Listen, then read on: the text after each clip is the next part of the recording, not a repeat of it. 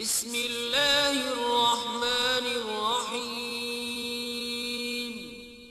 شروع اللہ کے نام سے جو بڑا مہربان نہایت رحم والا ہے۔ نحمدہ ونصلی ونسلم علی رسولہ الکریم، اما بعد۔ محترم ناظرین، السلام علیکم ورحمۃ اللہ وبرکاتہ۔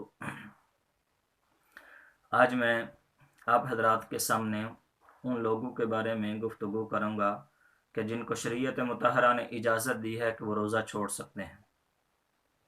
اب وہ کون سے لوگ ہیں، کون سے وہ آزار ہیں جن کی وجہ سے آدمی روزہ چھوڑ سکتا ہے؟ تو اس میں دیکھیں، پہلے نمبر پہ ہے سفر شرعی۔ مسافر آدمی جو ہے وہ روزہ چھوڑ سکتا ہے، شریعت نے اس کو اجازت دی ہے۔ بخاری شریف کی روایت ہے، حضرت حمزہ بن اسلم رضی اللہ تعالیٰ عنہ کے بارے میں آتا ہے کہ وہ کثرت سے روزہ رکھا کرتے تھے۔ تو ایک دفعہ سفر پر جا رہے تھے تو آپ علیہ الصلاۃ والسلام سے پوچھا، کیا میں دوران سفر روزہ رکھوں یا نہ رکھوں؟ تو آپ علیہ الصلاۃ والسلام نے فرمایا کہ آپ روزہ رکھیں یا نہ رکھیں تو بہتر ہے۔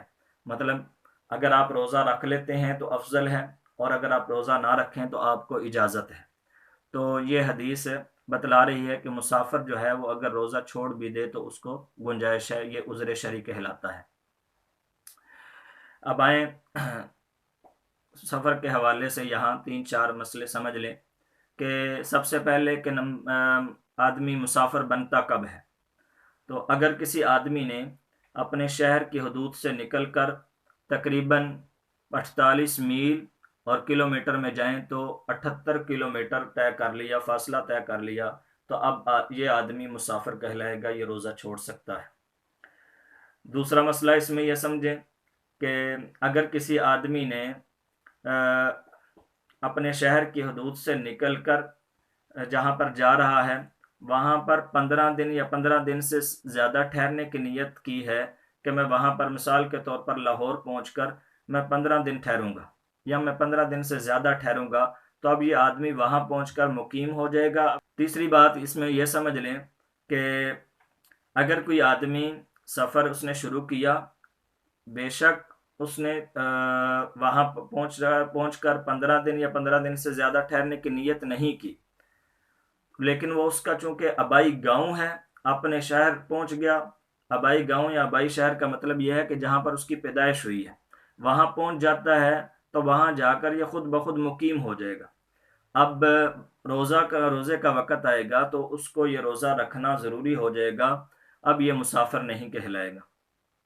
تو یہ 2-3 مسئلے میں نے آپ کو جو ضروری ہیں وہ سفر کے حوالے سے بتلا دیے۔ بہرحال سفر شرعی جو ہے وہ روزہ چھوڑنے کی اس میں گنجائش ہوتی ہے، آدمی روزہ چھوڑ سکتا ہے، ہاں رکھے تو بہتر ہے، اور اگر چھوڑ دیتا ہے تو بعد میں اس پر قضا لازم ہوگی، قضا کر لے گا۔ ایک بات اور سمجھ لیں کہ بعض لوگ یہ ان کے ذہن میں خیال آتا ہے کہ چونکہ آج کل کا جو سفر ہے وہ سفر نہیں ہے، کیونکہ اس وقت تو اونٹوں پر سفر کیا کرتے تھے، پیدل سفر کیا کرتے تھے تو مشقت ہو جاتی تھی، تھکان ہو جاتی تھی۔ تو آج کل تو چونکہ گاڑیاں ہیں، آج کل تو اس میں اے سی لگا ہوا ہے، اور اس کے علاوہ جو ہے اگر کسی نے بیرون ملک جانا ہے تو وہ جہاز ہے، تو لہٰذا ساری آسائشیں موجود ہیں۔ تو آج کل کا سفر وہ کیسے سفر کہلائے گا اور کیوں روزہ چھوڑا جائے گا؟ ایسی بات نہیں ہے۔ اللہ تعالیٰ قرآن پاک میں فرماتے ہیں، یرید اللہ بکم اليسر، کہ اللہ تعالیٰ تمہارے ساتھ آسانی کا معاملہ کرنا چاہتے ہیں۔ تو اس وجہ سے یہ بہرحال اس وقت سے لے کر قیامت تک یہ جو سفر ہے یہ اسی طرح رہے گا۔ دوسرا عذر دیکھیں، وہ ہے حمل۔ اس کی وجہ سے بھی عورت روزہ چھوڑ سکتی ہے، لیکن کب؟ جب حمل باعث ضرر ہو، باعث تکلیف بن جائے، اس میں پریشانی لاحق ہو۔ اب اس کا کیسے پتہ چلے گا کہ حمل جو ہے یہ باعث ضرر ہے، باعث تکلیف ہے؟ تو علماء نے اس کا لکھا ہے کہ 3 ثبوت درکار ہونا ضروری ہے، مثال ان میں سے کوئی ایک ہو۔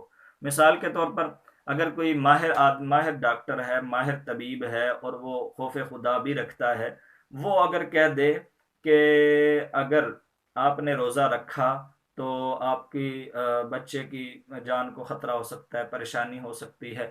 بہرحال تو یہ ایک ثبوت ہے جس کی وجہ سے عورت روزہ چھوڑ سکتی ہے۔ دوسرا یہ ہے کہ سابقہ زندگی جو ہے، مثلا پہلے کبھی جب اس کو حمل تھا عورت کو، اور اس کی زندگی میں رمضان آیا، تو اس کی وجہ سے کیا ہے، اس کی طبیعت بگڑنا شروع ہو گئی تھی اور روزے کی وجہ سے پریشانی ہوئی تھی، تو اب بھی سابقہ زندگی کو دیکھتے ہوئے، سابقہ رمضان کو دیکھتے ہوئے اس وقت بھی اسے کہیں گے کہ تو روزہ چھوڑ سکتی ہے، گنجائش ہے۔ تیسری بات یہ ہے کہ موجودہ مشاہدہ، کسی نے روزہ رکھا اور دوران روزہ جو ہے اس کو طبیعت بگڑنا شروع ہوگی اور پریشانی شروع ہو گئی، تو اب یہ 3 ثبوت ایسے ہیں، ان میں سے کوئی ایک بھی پایا جائے تو روزہ چھوڑا جا سکتا ہے۔ اچھا، تیسرا جو عذر ہے وہ ہے مرضیہ، یعنی بچے کو دودھ پلانا، بچے کو دودھ پلانے والی عورت۔ اب اس کے لیے کیا یہ روزہ چھوڑ سکتی ہے؟ جی ہاں، یہ بھی روزہ چھوڑ سکتی ہے یہ عورت بھی، لیکن اس کے لیے بھی 3 ثبوت درکار ہیں جو پہلے میں نے بتلا دی۔ نمبر 1 کہ ماہر ڈاکٹر بتائے، ماہر طبیب جو خوف خدا رکھتا ہو۔ نمبر 2 سابقہ زندگی کا تجربہ، اور نمبر 3 جو ہے وہ موجودہ مشاہدہ، اور نمبر 4 ان آزار میں وہ ہے مرض۔ اس کے لیے بھی وہی 3 ثبوت درکار ہیں۔ کون سا مرض؟ اگر کوئی آدمی اتنا مریض ہے کہ روزہ رکھے گا تو اس کی طبیعت زیادہ بگڑے گی، تو وہ بھی 3 ثبوت اگر ملیں گے تو اس کی وجہ سے پھر ان ثبوتوں میں سے کسی ایک ثبوت کے پائے جانے کی وجہ سے ایسا مریض بھی روزہ چھوڑ سکتا ہے، یعنی اس کا مرض بڑھتا جا رہا ہے۔ اور اسی طرح نمبر 5 ہے بڑھاپا۔ اگر کوئی آدمی بہت بوڑھا ہو چکا ہے کہ اگر تو اس کو آئندہ بہتری کی کوئی امید ہو تو پھر تو یہاں پر روزہ چھوڑ سکتا ہے، لیکن بعد میں اس کی قضا کرے گا۔ لیکن کوئی ایسا بوڑھا ہے کہ جس کو ساری زندگی آئندہ مطلب اس کو امید ہی نہیں ہے کہ میں صحت مند ہو سکوں گا، میں بہتر ہو سکوں گا، وہ یہ سمجھتا ہے کہ مشکلات زیادہ آگے بڑھتی جائیں گی، تو اب یہ آدمی فدیہ دے۔ اور نمبر 6 ہے خوف ہلاکت۔ اگر کوئی آدمی اتنا لاغر ہے، اتنا کمزور ہے کہ اس کے بارے میں بھی یہاں 3 ثبوت میں سے ایک ثبوت کا درکار ہونا یہاں مطلب درکار ہے، کوئی ماہر ڈاکٹر بتا دے، سابقہ زندگی کا تجربہ اسے مطلب ہو، اور اسی طرح موجودہ مشاہدہ، ان تینوں میں سے کوئی ایک چیز ہو، ثبوت ہو، تو یہ آدمی بھی روزہ چھوڑ سکتا ہے، کیونکہ یہ اتنا کمزور ہے، اتنا لاغر ہے کہ اگر روزہ رکھے گا تو اس کی جان کو خطرہ ہو سکتا ہے، تو شریعت مطہرہ نے اس کو بھی اجازت دی ہے کہ وہ روزہ چھوڑ سکتا ہے۔ جی آگے دیکھیں، نمبر 7 ہے اکراہ۔ اکراہ کہتے ہیں مجبور کر دینا کسی کو۔ مثال کے طور پر ایک آدمی کو کسی نے مجبور کر دیا کہ اگر تو نے روزہ رکھا تو میں تجھے گولی مار دوں گا یا میں تجھے قتل کر دوں گا۔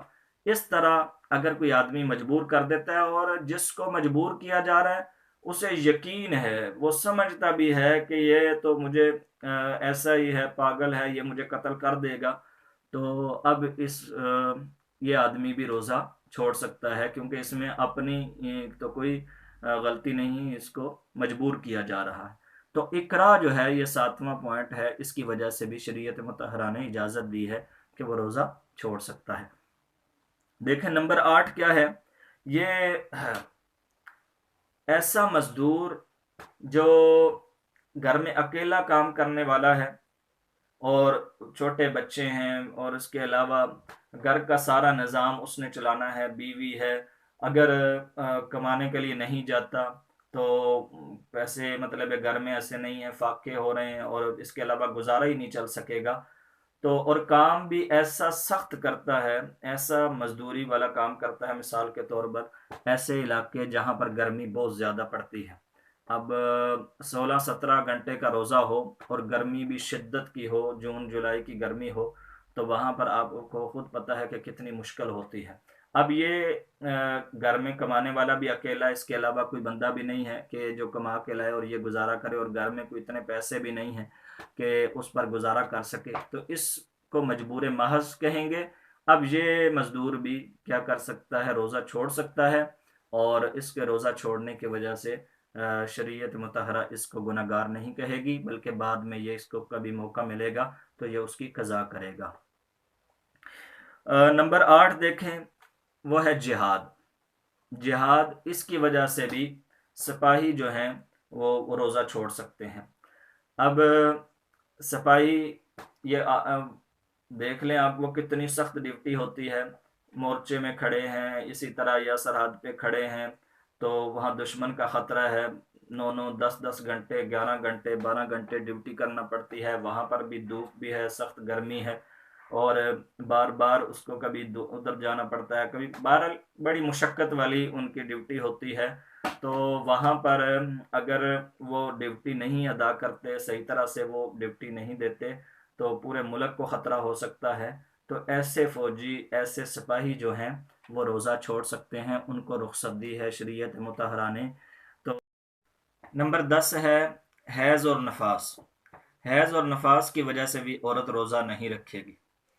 اب حیض میں صرف اتنی بات سمجھ لیں کہ حیض کی کم سے کم مدت جو ہوتی ہے وہ، یعنی مینسز کی، وہ 3 دن ہے، اور زیادہ سے زیادہ جو مدت ہے وہ 10 دن ہے۔ جو 3 دن سے کم خون اگر آتا ہے تو وہ حیض کا خون نہیں کہلائے گا، اور اسی طرح جو 10 دن سے زیادہ آتا ہے وہ بھی حیض کا خون نہیں کہلائے گا۔ اسی طرح نفاس کا خون جو ہے، یہ کون سا خون ہوتا ہے؟ یہ عورت کو بچے کی پیدائش کے موقع پر جو خون آتا ہے اسے کہتے ہیں نفاس کا خون۔ تو یہ جو 2 عذر ہیں، ان کی وجہ سے عورت روزہ نہیں رکھے گی، تو بعد میں ان کی قضا کرے گی۔ تو دیکھیں، نمبر 1 ہے سفر شرعی، نمبر 2 ہے حمل، نمبر 3 ہے مرضعہ، یعنی بچے کو دودھ پلانے والی جو عورت ہے وہ، اور نمبر 4 ہے مرض، اور نمبر 5 ہے بڑھاپا، اور اسی طرح نمبر 6 ہے خوف ہلاکت، نمبر 7 ہے اکراہ، کسی کو مجبور کر دینا گن پوائنٹ پر، اکراہ، اور نمبر 8 ہے ایسا مزدور جو بہت ہارڈ قسم کا کام کرتا ہو، مشکل کام کرتا ہو، جیسے عرب کے علاقوں میں مزدوری کرنا، جون جولائی کی گرمی، یہ وہ، اور اسی طرح نمبر 9 ہے جہاد، اور نمبر 10 ہے حیض اور نفاس۔ تو ناظرین، آج میں نے آپ حضرات کے سامنے بالکل مختصر انداز میں یہ وہ عذر بیان کیے ہیں، ان لوگوں کو بیان کیا ہے جن کی وجہ سے، جن کو شریعت مطہرہ نے روزہ چھوڑنے کی اجازت دی ہے۔ امید ہے آپ اچھی طرح سمجھ گئے ہوں گے، اور انشاءاللہ نئی آنے والی ویڈیو میں ہم دوسرے احکام بھی روزے کے بیان کریں گے۔